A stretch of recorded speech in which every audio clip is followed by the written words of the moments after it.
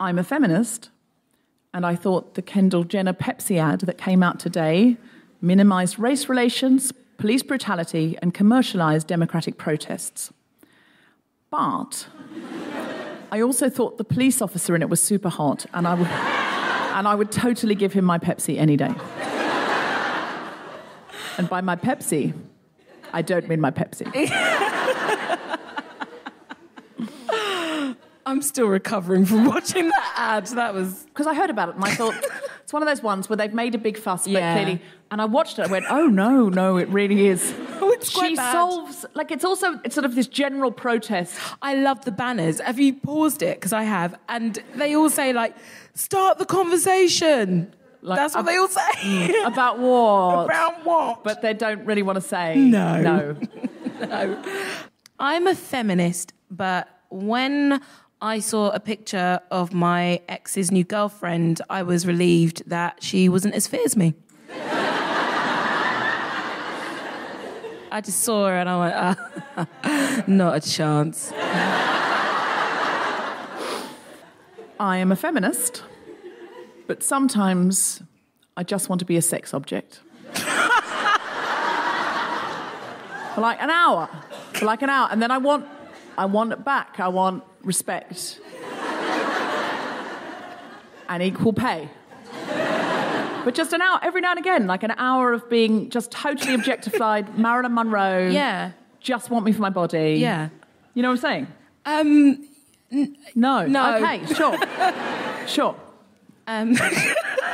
Just occasionally. Just once, not every... Three times a year. That would be nice, wouldn't it? Just to be Marilyn Monroe for an hour. Oh, I'd love to be Marilyn Monroe just for an hour. But like the good, like when she's... Yeah, not when she's dying. Yeah. No. Not when she's literally dying of fame, because she has been so overly objectified and she's completely isolated and no one can just talk to her as a normal person. Yeah, I don't want to be that. I'm a feminist, but when I was at drama school and I was one of the only 2 women to get a distinction in stage combat, I thought, fuck you other bitches! I genuinely did. I thought... That is superior. not supportive, It's Susie. not, but... What we want is all women going forward together. That's why we call it feminism, and that's why this is an I'm a feminist I'm a feminist, but yes. I'm a feminist, but I secretly used to love the television show Entourage. Oh. And when I watched it, I used to think how fun it would be to be a man. It does make it look fun, though, right? It does make being a man look so fun, like a man buddy, like man group, you know, like a group of buddies that go out on the town and they're all like, man. I mean, it did get so sexist that I had to stop. Johnny Drama killed that show for me. I mean, how could they be friends with him? Even if he was your brother, you would just cut him out. Do you know actually one of my hobbies? What I like to do is I just sit down and make a cup of tea and just think, oh, what's it like being a white man? And I just spend about 10 minutes just thinking of all the things that I could do and how much more money I'd have and where I'd be in my career. It's just, I feel like that is the same thing without having to watch Entourage. You just sit there and sort of go, what would it be like? You just sort of go, wow, it'd be great. Well, Entourage can get you into that state really quickly. If you ever need to get there quickly. Okay. Or something like Ocean's 11. Oh, yeah. You know, when they're sort of all just like being guys and they're being sexy and cool and just arrogant and entitled. It looks great. It does, though. It does. It looks like... I mean, privilege is nice. That's why people like it. That's why it's called privilege. Yeah. It's not called privilege because it's not fun. I would love, just for like 24 hours... Yeah. to be in the Ocean's 11 gang. And I know not everyone in the Ocean's 11 gang was white. Please don't tweet in to tell me that. I know. But let us be clear. The Ocean's 11 gang really is George Clooney, Brad Pitt and Matt Damon. Let's be honest. Yeah, let's be honest. Let's be real. Let's be honest. The others... I'm not saying they were there for the purposes of diversity, but... We've got to get him black. I mean, he needs to have a British accent. Don Cheadle! Oh. It's Do we remember? And he kept saying...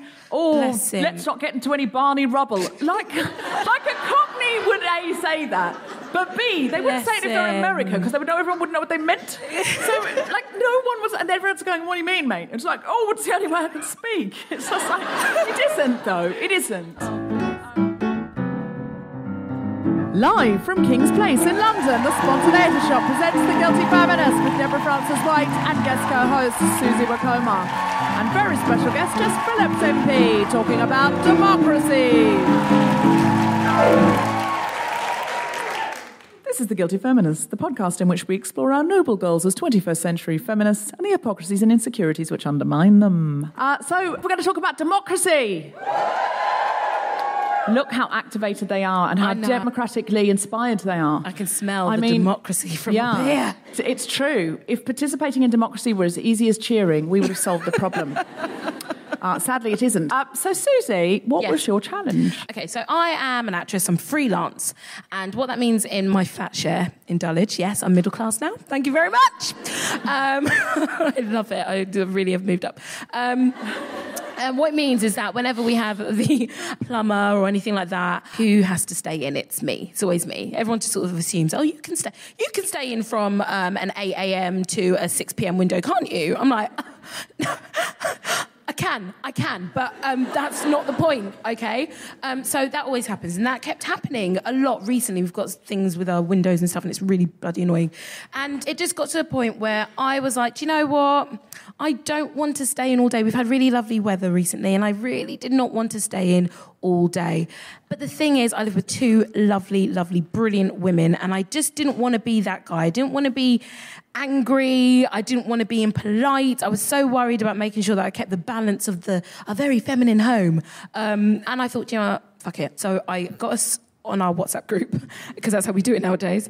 And I said, girls, I've stayed in for the last 4 times and I can't do this anymore. And I feel like we just need to decide that somebody else needs to stay in for this massive, 800-hour window.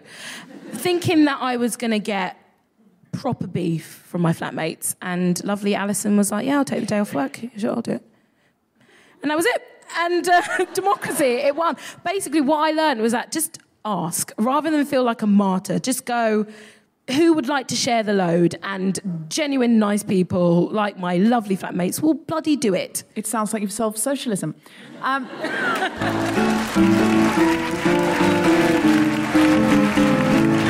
Please welcome to the stage, Susan Wokoma!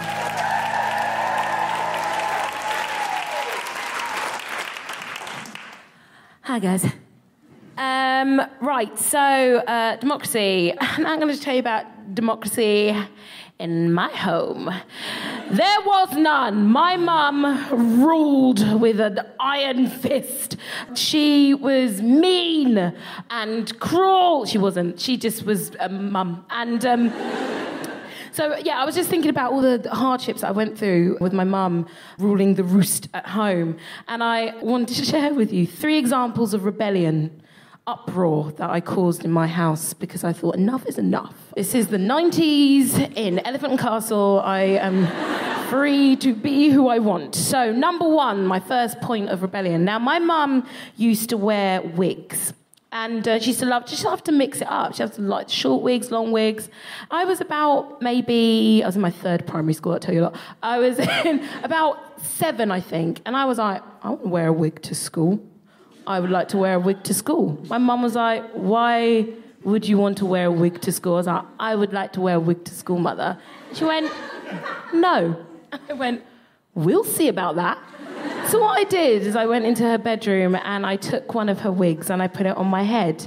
And I was like, that's not working out because some of my baby hairs, they're poking out under the wig. So I pulled it forward and I was like, no, their hairs are still poking out. So do you know what I did? I got a Bic razor and I shaved off the front of my head. And I put the wig on and it was seamless, the hairline. Seamless. And I was like, yeah, this is it. So,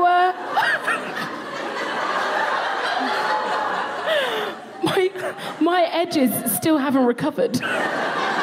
No. That was my first bit of rebellion, and that's shame on me, because as soon as I went into school, no one was buying it. No, all the primary school teachers were like, we should call someone. This is odd. So there was that. That was the first point of rebellion. The second point of rebellion, I wanted a pet. My mum was like, no, I don't like animals. I was like, I would like a pet, please. She said, no, I don't like animals. The only animal that my mum liked were horses. Now, when did we even fucking see horses? For her to feel such an affinity. She felt that they were noble and grand. The only horses we saw were police horses who would go for a walk. We used to live near a police station, and they used to go for a walk, and she would come out in the back garden with a cup of tea and just watch the noble horses go by. My mum is meant to live in, like, Jane Austen times, I swear to God. So she was like, no pets. I was like, right, no, I'm going to have a pet. Now, one of my really close friends was a lovely girl called Aurora. Hello, Aurora. You probably might listen to this. And she was amazing. Her family are amazing. They were proper hippies. And she used to just make everything. I swear she made her own shoes. Like, she was incredible. And so I went to school and I was like, I'd like a pet. My mum won't give me a pet. And she went, you know what? You should make your own pet. I was like, yes. I'm going to make my own pet. So what we did was we got loads of cardboard and we made this little house with a front door and a jacuzzi for the pet and little stairs for the pet. And I was like, right, now I had to pick the pet. Now, what you would think is a sort of average pet for a child to keep, an ant maybe, a slug, a beetle. No. What did Susan Wokoma pick? She went out into her garden. She looked at the floor. And she picked up a leaf.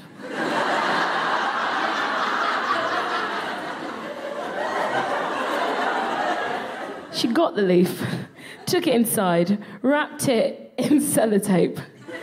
And I was like, that's my pet. Now, my pet needed a name, so I looked in a dictionary. We had a French-English dictionary, and I was like, what could I call it? And I decided to call it Le Fleur. So I had a pet leaf called Le Fleur. That was my rebellion. Again, my mum's walking past going, at least rebel properly. Like, that's just weird. That's just really, really strange. That was my second rebellion. My third rebellion was...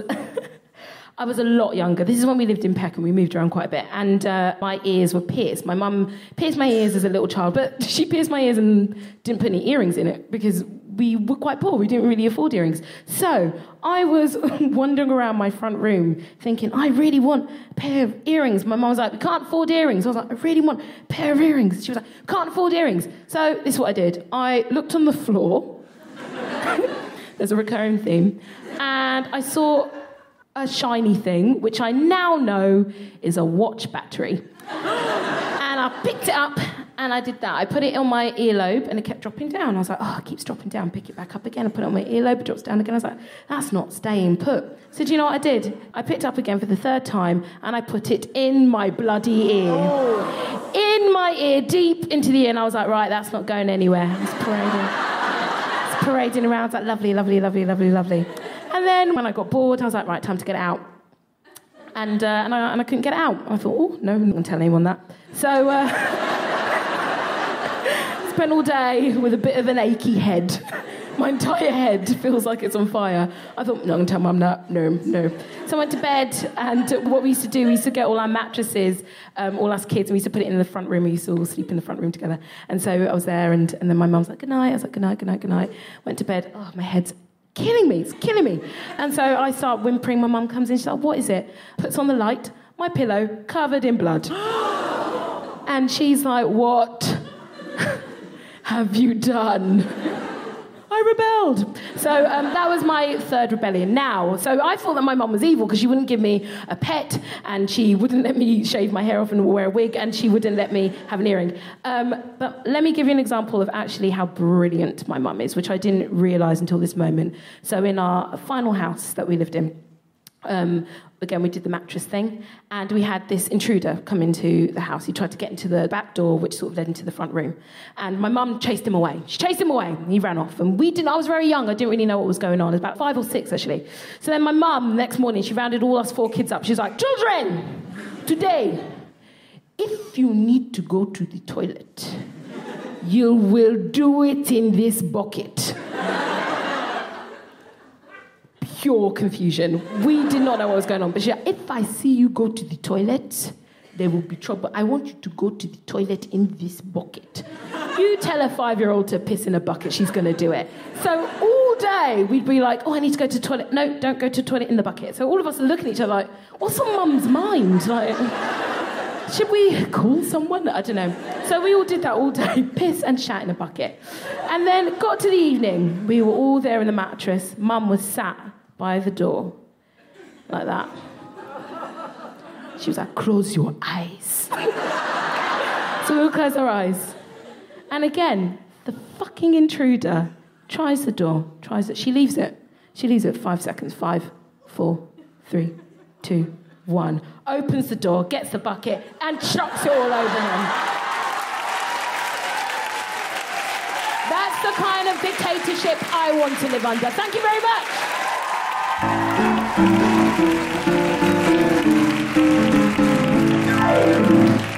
Please welcome to the microphone, Deborah Frances-White.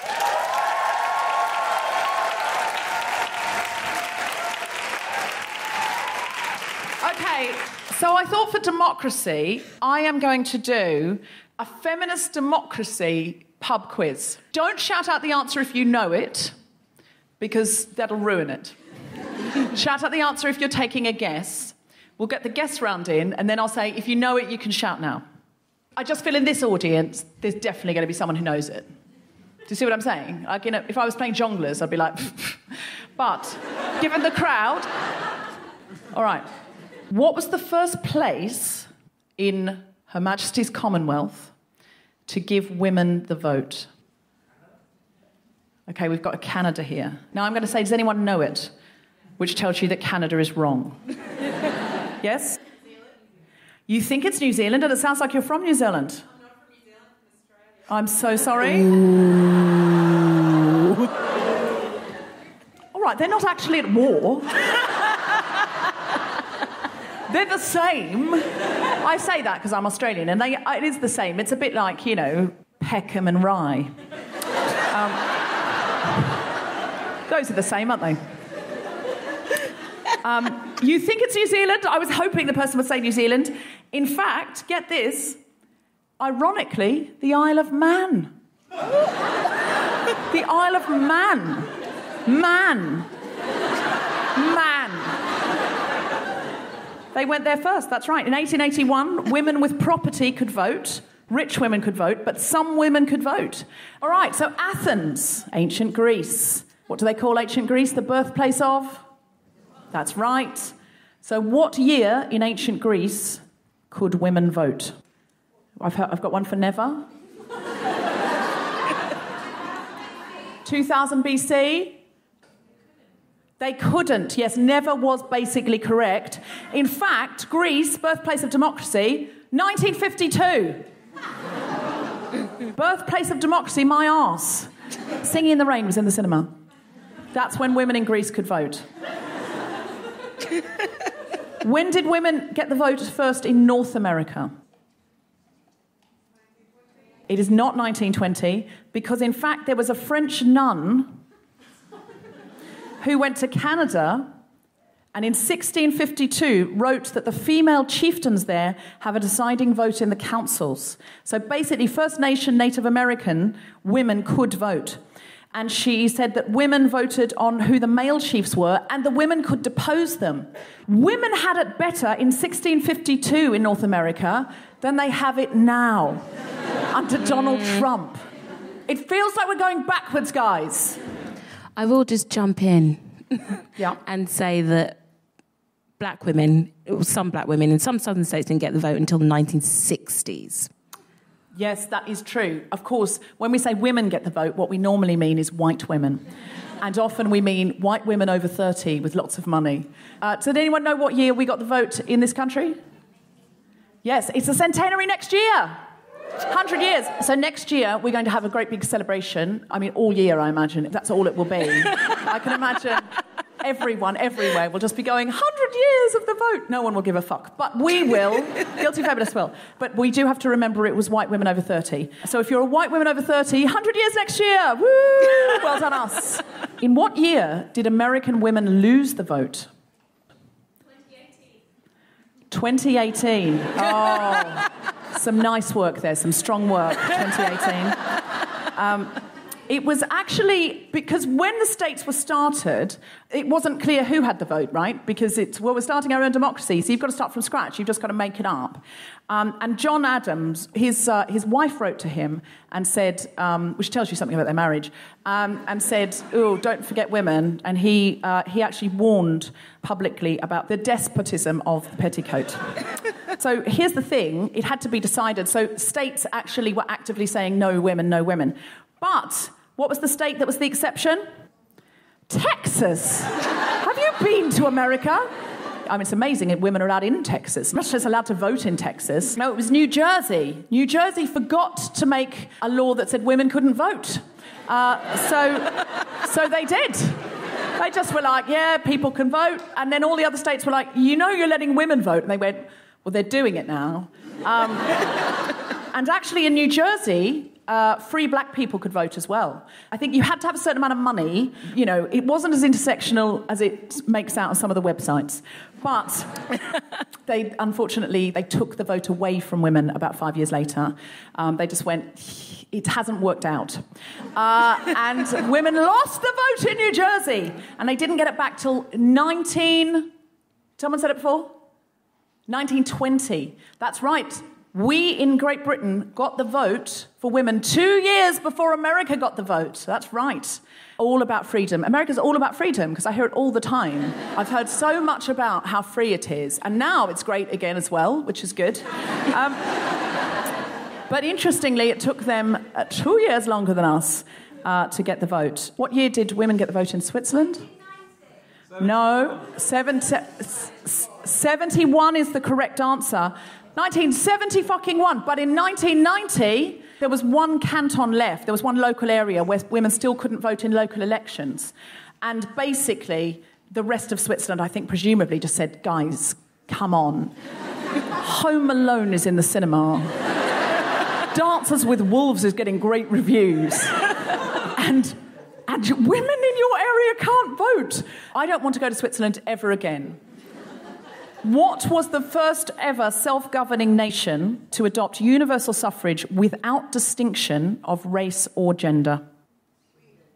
Sweden is a very good guess and a very wrong one.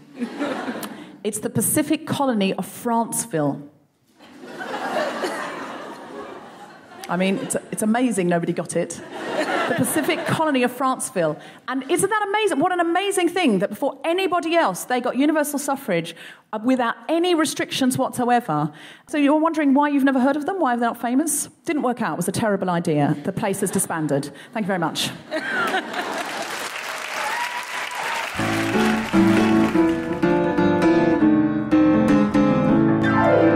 Would you like to meet our special guest? Brilliant. Because I'm not going to do my challenge till Jess comes on the stage. She is an MP, like a proper member of Parliament, and she's only like 34 or something ridiculous. She is a fabulous powerhouse of a woman. She's got an incredible book that I really loved, Every Woman, and you're going to meet her here tonight. Put your hands together for Jess Phillips MP.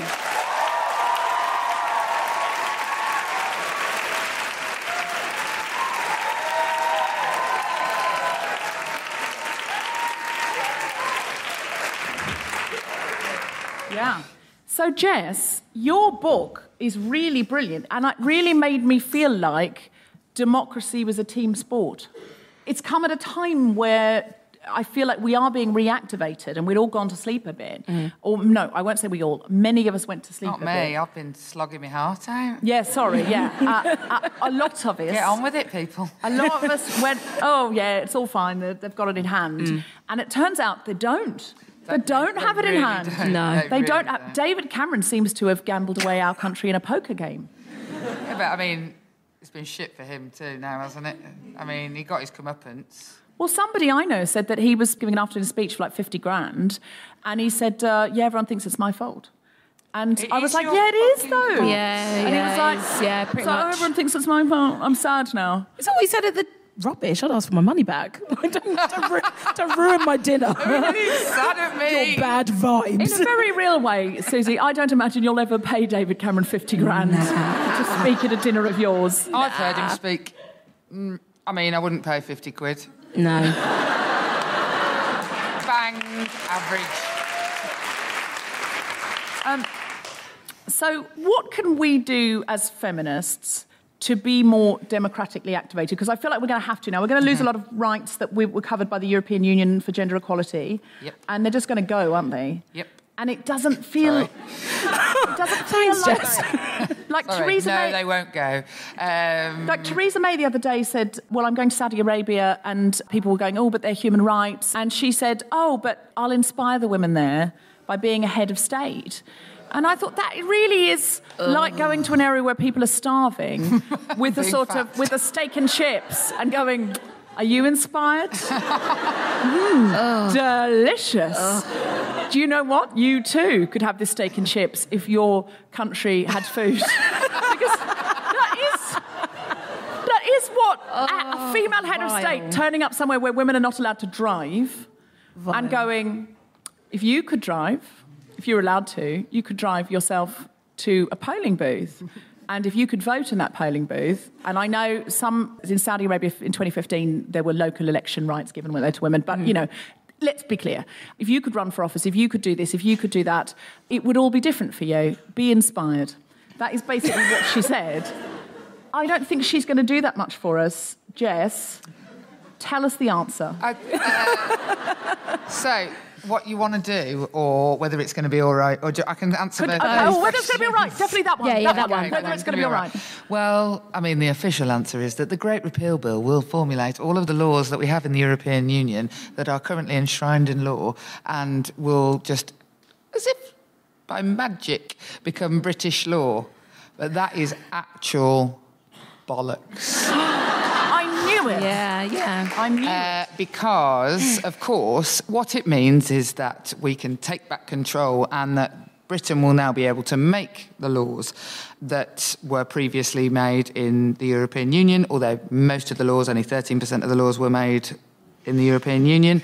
It's basically the flaws that were put in place that meant that you couldn't pay people less maternity pay, or you had to sign up to equal pay, working time directives, stuff to do with parental rights. So all of those things. Actually, at the moment, Britain overachieves, and it always has done, thanks to progressive Labour governments putting in those rules. Have you got anything to plug? That would be a massive plug at the moment. Yeah. Not sure I can get over that hurdle. But the problem is the flaws will now be gone, so we can drop below the flaws. Now, Britain has classically overperformed. We have better maternity rights than the floor. We have better paternity rights than the floor. We have better equal pay regulation than the floor. So all of those things are good, once again, all put in place by a Labour government. We don't have a Labour government. So I've noticed that. Yeah, that's apparent. I really felt that. There is a real concern that Parliament can just vote now to degrade some of those rules. Now, maternity, they wouldn't dare, because, frankly, we are an angry rabble.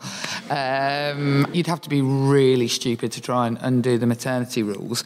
But the things that cost money, the things that cost government money, like benefits that go to women to help them stay in work, that go to children of poorer families, all the things that actually equal our rights, I can see them going out of the door, I'm afraid. So what can we do? Because I was talking to Becca Bunce, who is an activist, and she and some friends pushed a private members bill through. So I guess they lobbied. What was the private members bill? It was about domestic violence. The Istanbul Convention? Yes. Yeah. Good bill, that was. Yeah. But they just did that as private citizens. So is there, and we are going to get her on to talk about that, is there anything, what should we be doing? Like tomorrow, what should we be doing? Well, long term, what should we be doing? The private members ballot is in a week or so. So basically, does everyone know what a private members ballot is? I didn't know before I was there. Okay. Right. So basically, it's like a lottery of the law.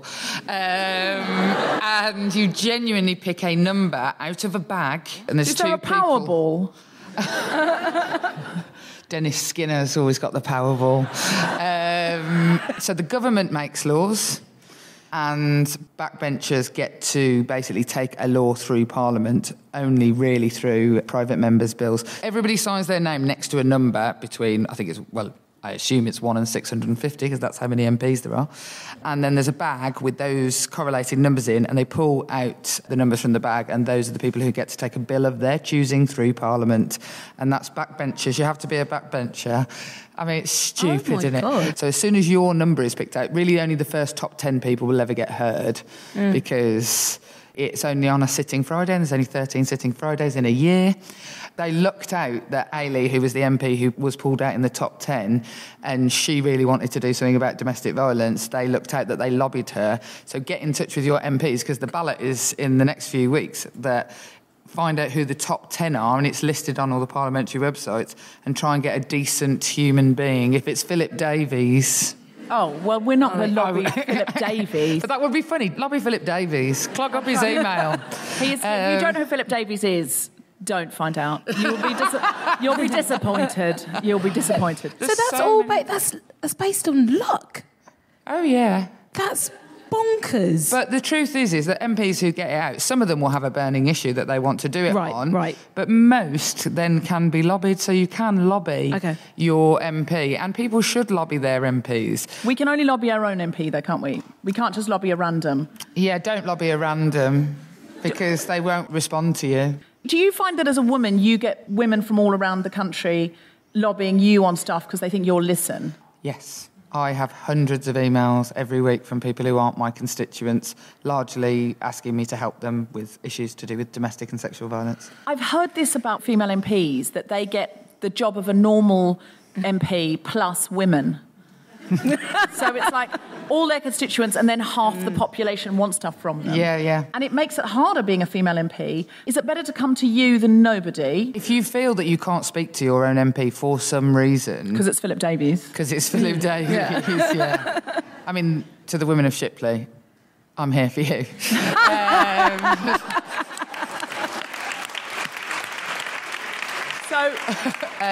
But what you should never do, when you're trying to get an MP to do something for you, don't be rude to them, would be my first advice. Don't expect an instant answer, because I get 1,000 emails every week, if not more. So if you're not an MP, and that's probably most of us, is anyone else here an MP? No, OK, so you're literally the only one.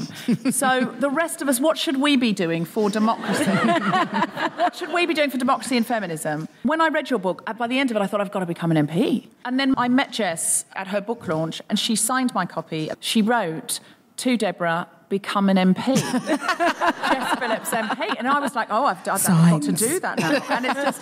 So it really did kind of lure me in. I would recommend you read it. But I feel like... having a podcast is almost like being an MP, isn't it? So yeah. Do you get a lot of rape threats? Oh, God, Jess. I bet you do, though. I bet you do. God. Not so many. Oh, well, don't be an MP then. No. I was hoping you might be prepared. No, I don't get that at the moment. Do you get those emails? Of really? Threats, yeah, all the time. I mean, I'd say really... In the book, there is some of the worst examples of things that have said... There's a chapter on trolling, and it's really graphic and awful. You're putting people off becoming an MP now by saying... Oh, sorry. Yes. You're meant to be encouraging Be an MP.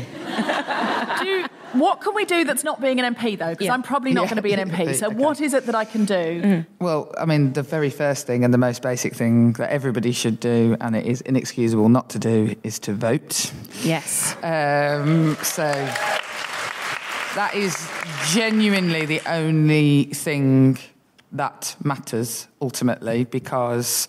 we don't even talk to people who don't vote. So when I knock doors, I have a register of people who do and don't vote. I don't knock your door if you don't vote. So those people who don't vote never get ever included in the political conversation. So it is really important that people vote and register to vote where they live. And that's I think a lot of our listeners, or most, if not all of our listeners, will vote. What else can we do? You can lobby your MP. You can get in touch with... In fact, you don't even have to do that. You can organise stuff yourself. You can, first of all, care about something. Don't just be political for political's sake. What gets you up in the morning? What drives you? What makes you think, if the system knew what I knew, the system would be better? And that's what drove me, because I worked at Women's Aid, I thought, fuck, if they'd seen what I had seen, they would never, ever say some of the things that they say and do. They would never think those things. So find the thing that drives you and organise. Don't mourn, organise is what people always say. And it might just be in your workplace. It might just be that you've got a wanker of a boss and he always praises the dudes, or he's really horrible to one particular person. And you should organise amongst your peers. You should be doing that sort of thing. But with genuine political activism, if you really care about your library not getting got rid of, don't wait for someone else to do it, and don't moan at someone else to do it for you. Get out. Get people's names on a petition.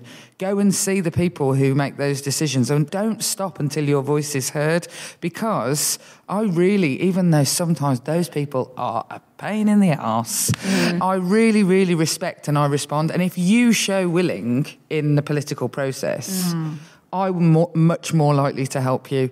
I don't want you to moan at me about something and then I'm just going to come and solve all your problems. That is not what politics is about. It is about all of us. Democracy is about all of us, and we all have a part to play in doing something. So the stuff about Trump and everyone marching in the street, that is brilliant. That shows the world that we are not going to back down, and you make a stand and a stab. But ultimately, it is for your solidarity that you march. Yeah. It is to make you feel better that other people in the world feel that way. If you want to change something, you have to take it to the next level. You have to be willing to work at it. Well, that leaves me to my challenge, Jess, because this week I read a story about a teenage girl and her school. They were getting all these new schoolrooms, and they wanted to name the schoolrooms, so they'd asked the teachers to put forward, names of people who'd inspired them, famous people from history, that kind of thing. And when the names were announced, this girl, Liv, noticed that 4 out of every 5 names put forward had been the names of a man. So she'd gone to the headmaster and said, hey, because half the school are girls, it'd be really nice if when we went into rooms, we were inspired to see some famous women. I would have thought a headmaster hearing that would go, well done you. We're educating young women, and of course we've done it like this by just asking all the teachers, and of course most famous people are men, so that's what they've done. But great, okay, well you put forward some women that you'd like to see on the doors, then let's make a project of it. But in fact, the headmaster said 1 in 5 is fine. So I heard about this, and I went on her Facebook page, and I thought, what else can I do? And I thought, do you know what? I've got a platform. I've got a podcast, I've got listeners, because she was trying to do signatures, and she was getting really discouraged because she was getting no support, and the school was saying they were disappointed in her because it had got them press attention, and that she was making out their school was a bad place. So I thought, what can I do? I thought, I've got a platform. So for my challenge this week, I invited Liv Jones to come here tonight and meet you and talk to you. Amazing. So please welcome to the stage, Liv Jones.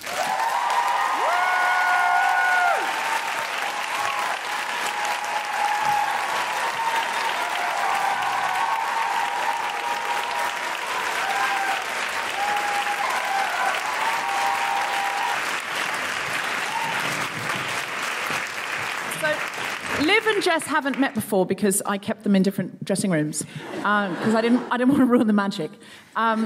So, Liv, you are not a constituent of Jess, just to be very clear, nor do you live in Shipley, but we'll put that to one side. I'm willing to break the protocol. Jess also knows other MPs. So could you tell us a little bit about what happened? Well, basically, so I had been speaking to some teachers, because my Spanish teacher, my music teacher, about their room names, and what happened was that they'd all put forward, so they were just asked to put forward people who inspire them. So both departments had put forward 5 men each, but our head teacher had said that there needed to be at least 1 woman, so we did that, and yeah, and I just thought that it wasn't okay, so I did something about it.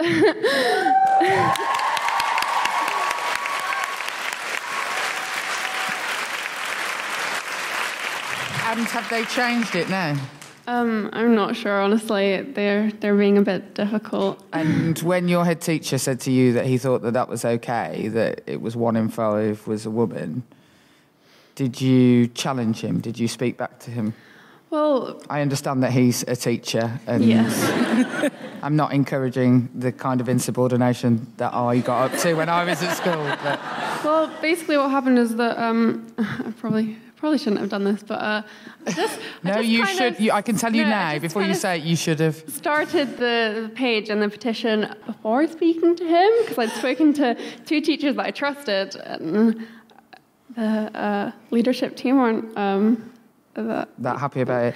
This is, I actually say this in my book, the first thing about campaigning is it is always easier to apologise than it is to ask permission, because if you wait till you have been given permission, the powers that be will have squashed your idea until it is nothing. And it's much better to go, oh, sorry, I didn't realise that was going to be like really bad.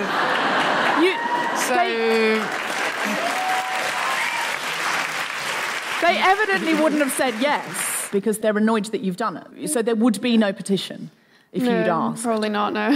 And how many signatures do you have? 2,000 from this morning, 2008 okay. from... Can we all tweet it, or will we get you into more trouble? Oh, no, go for it. Yeah, everybody has to tweet the petition. It's called Rooms of Our Own. Oh, my God, you're like bright and sassy and know about literature. So brilliant. Yeah, absolutely. Now, the reason I wanted Liv to come here tonight was I thought, the thing is we don't always win. That's definitely. And I don't know if you're going to win, but I want you to know you've got an army and that you'll have a tribe. Because, Jess, you've probably lost lots. Loads. But you've also won. Yeah, and I think it is important to know that you don't win every battle and to pick your battles, and I think you've picked yours well, because I bet you there's other things in your school that have irritated you in the past. Not really. We go to a really, really good school. But we do go to a good school. It's just that... And I've been called... it's been suggested that I'm accusing the teachers in the school of being sexist, but I don't think that at all. It's just perhaps they didn't consider it. But I mean, you have to think about the reluctance. Like Deborah said, the fact that you brought it forward and that it was just absolutely squashed, there is a reluctance there. And yeah, it might be a brilliant school and you feel bad for turning your back. It's sort of like when you meet people who are ultimately very, very nice, but then they do something that is wrong, sexist. It's still sexist. Good people can still do bad things. And you bringing attention to this, hopefully, is going to teach these people that they need to listen. What are they afraid of? Never, ever have I ever tried to do anything or achieve anything that wasn't tried to be squashed by somebody. Every time you try, especially if you are a woman, especially if you are a black woman, a young woman, a poor woman, everything you try and do, people will try and delegitimise your voice in some way. They will make out like you are causing other people a problem, that you are the problem in this situation. And it is absolutely sort of textbook behaviour of a patriarchal society that blames a victim, that says, oh, you know, you shouldn't take this job to tribunal for your pregnancy discrimination because the other staff will lose out when the lawsuit has to pay out. They'll lose their jobs and the woman goes, oh, you know what, you're right. I don't want that for other people, so I won't do that. But the person who did the thing wrong was not you. It was them. So every step of the way there will be people who try and tell you that you are wrong, that you shouldn't have done it, and you will feel it as well, because we all do that. We all go, oh God, I went too far. Asking for equal rights. But what you should know is you don't always win. You don't always win, but actually the truth of the matter is that the reason people try and squash you and the reason people try and stop you and try and make you feel guilty for what you are doing is because you are winning. Your voice is being heard. And it is...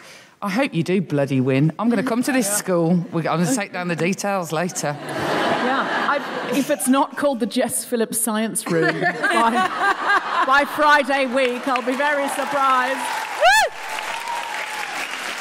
Rubbish at science. What you don't know is it's Liv's birthday. She's 15 today. And I've got your present because I knew that you were feeling like, oh, I'm making trouble. Like, that was the main thing I could feel from Liv. So I thought about, in terms of democracy, the people that made the most trouble. And I've learned a lot about them recently, the Suffragettes. they were kind of just terrorists. Like they That is exactly what they were. They blew stuff up and they set fire to stuff. I always thought they chained themselves to railings. Like, no, they were badass people. And one of the things that they did, they had a way of writing votes for women on coins and putting them back into circulation, which is illegal because you can't damage money. Mm-hmm. And then the money would be seen as not valuable anymore. But it was one way of getting the message around. So I got a original coin that one of the suffragettes fucked up that says votes for women. And I made it into a necklace for you so that you can wear it. Oh, my God, that's amazing. Because,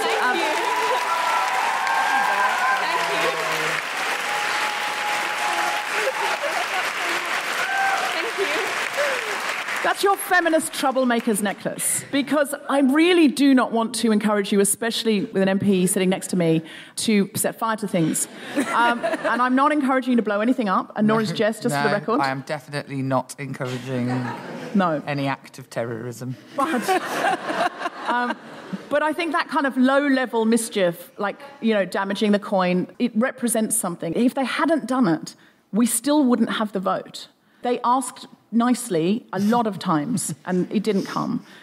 As I was saying before, in Switzerland, they were still asking nicely in 1991. Yeah. At some point, you've got to say, I'm going to start a petition, I'm going to do something about it. So I really congratulate your efforts, and we really hope you win. We'll all follow the story. Totally, I can't wait to see you win. And be encouraged. Be really encouraged. You should be well proud of yourself. Really, really, really, because it takes real guts. Thank you.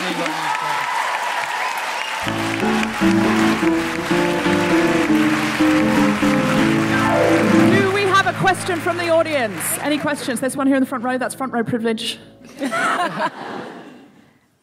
It feels like Theresa May being Prime Minister is being seen as some big feminist win, but it also feels like she's getting away with a lot of things. And I'd like to know how we hold her accountable for the things that she does, which is not in the name of women. Well, we have to just keep on calling her out on it, because the fact of the matter is, just because she is a woman, and I don't want to downplay that matters. That matters to young women growing up today, seeing that you can reach the top of the tree. But it only matters if she delivers for women on the outside of that building. At the moment, I'm yet to see it. But to be fair, she's only been in for like 15 minutes.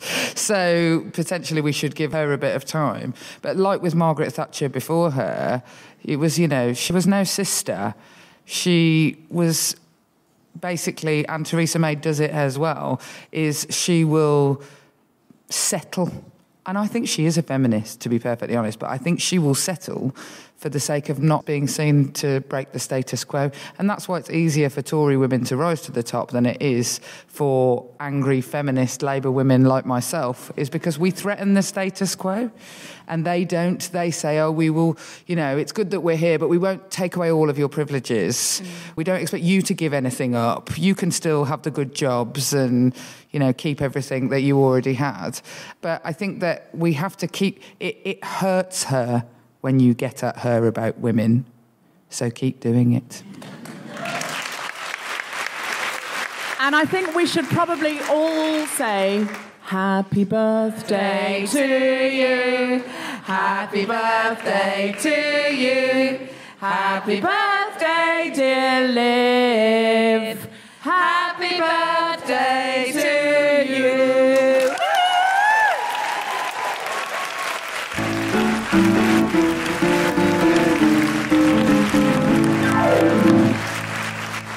Liv, would you like to plug your petition, or is there anything we can tweet for you?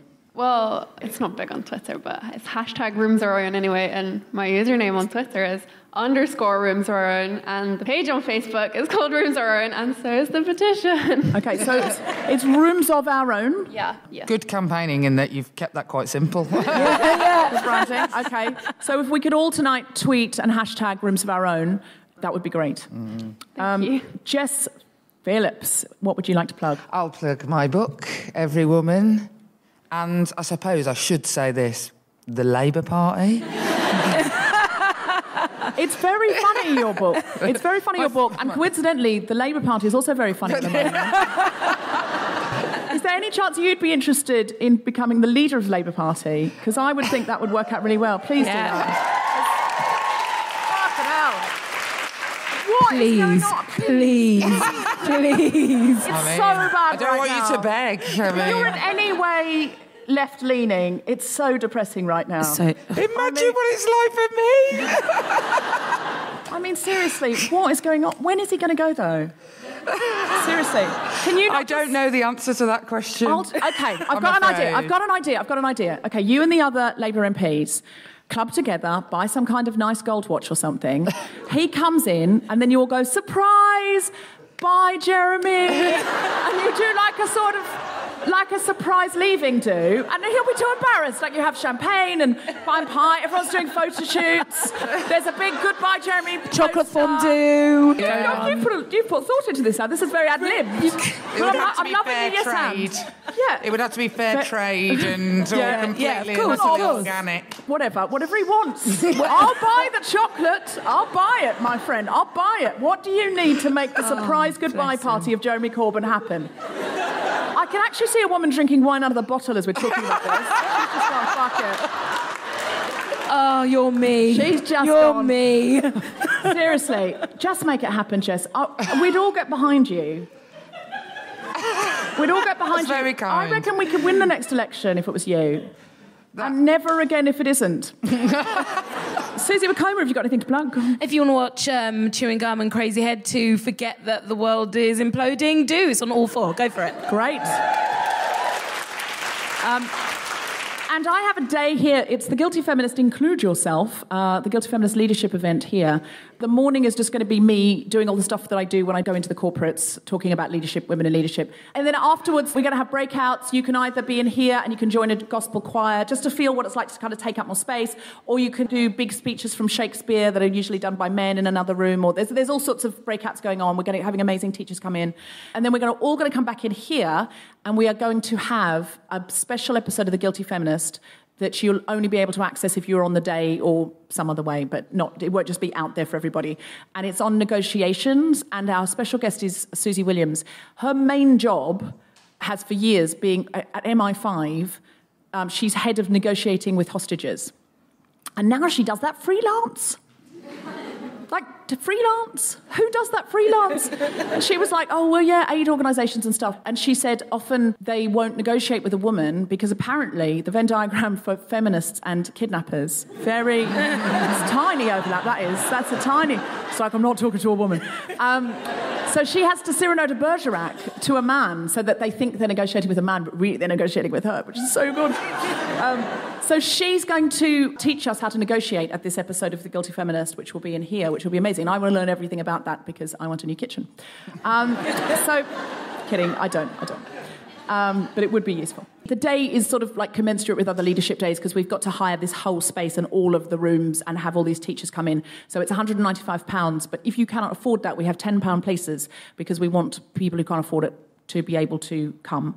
So please apply if you'd like a £10 place. And if you can afford that place and more, you can chip in and pay for another feminist to come. Which is really nice. And people are doing that. People are just buying whole places for other people, which is super nice. So please come to that. Also, I have a podcast called Global Pillage, which you can listen to at globalpillage.net. It's 2 teams of comedians versus the hive mind of the audience. So we need a hive mind. Imagine something like Would I Lie to You, except we let women play. And other diverse people. It's really, really exciting and really, really fun, and it's getting a really great following of its own. But if everyone who listened to The Guilty Feminist listened to it, it would be as popular as this podcast. And we want that. Susie does it. I do it, and it's absolutely... I've done it twice, and it's so much fun. I'm not just saying that. Because I get really scared with comedy panel shows because, again, they're not the most diverse places. And we learn so much, don't we, as well? We do. And you guys get to be involved. So please, please, please come along. Yeah. May 6th, 4 p.m. It's an afternoon show, so it's after your lunch and before your party. And it's here, so please come. So follow The Guilty Feminist on Twitter at GuiltFemPod. Check out our Instagram, instagram.com/The Guilty Feminist. Like our Facebook page, sign up to our mailing list to get notified as soon as a new episode is released. And please go to iTunes and rate, review and subscribe. It all helps other people find the podcast. You have been listening to The Guilty Feminist with me, Deborah Frances-White, guest host Susan Wokoma, and our special guests, Jess Phillips MP and Liv Jones. The recording engineer was Chris Sharp. Music was by Mark Hodge. The producer was Tom Salinsky for the Spontaneity Shop. Thanks to Zoe Meta Sally and everyone at King's Place, as well as all of you for listening. For more information about this and other episodes, visit guiltyfeminist.com.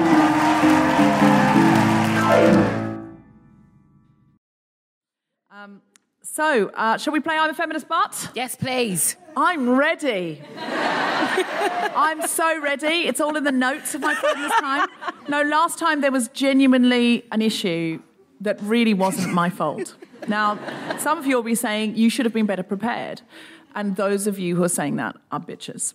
Now, no need. There's no need for it. No need.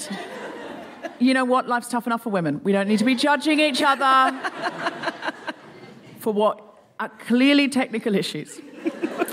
Hello. Hold on. Don't even... Go on, Deborah. Because it's not... No, that's not going to happen now. Okay. I've done it to the notes. It's all going to be fine. I think we've got to focus on how fine it's going to be. Oh, this isn't the right one. Hold on. No, it genuinely has happened again. But it's like one of those ones where now it's going to happen again. Oh, we've got it. It's fine. Oh, God. Relax, everybody. Relax. The main thing is that you're relaxed about what's happening here. It's never the thing that's happening. It's the reaction to what's happening. I learnt that from mindfulness. I've got an app, but the thing is, I can't work it, and it's very stressful. It's very stressful. I'm banging away at it, and it's like, I'm mindful. I need to be more mindful, and the fucking app won't work.